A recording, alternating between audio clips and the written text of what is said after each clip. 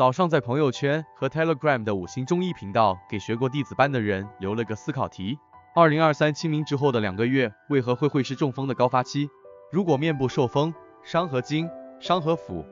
会有哪些可能的症状？如果针刺，该选何穴？如果用药，该是什么思路？请随便列举1-2味能用的中药。我的解答如下：清明节后开始进入丙辰月，天之虚邪导致体内有风邪入侵五脏，地之邪导致体表有火邪，而天之虚邪入侵部位不同，走入之经和脏也不同。面部受邪，则顺阳明而下，所以伤的是足阳明胃和手阳明大肠经，但邪所入的是肺和脾。比如，当风邪还在手阳明大肠经的时候，会生疲而不眠，之后风邪入肺，则开始咳喘不停，呼吸不畅。针刺选肺经之尺泽即可，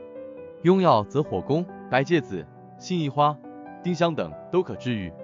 另外，如果不是题目中的面部受邪，而是两颊受邪，则顺少阳而下，入肝，邪还在手少阳三焦的时候会潮热，入肝后才开始倒地抽搐。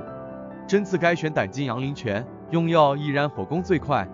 干姜、细辛、川芎、野胡索之类均可，也可以用牛膝、柴胡、赤芍之类，或者直接1颗正宗的安宫牛黄丸即可。我说的不是港造的甲方安宫和同 XX 后宫减料的那种救不了命的丸易哈。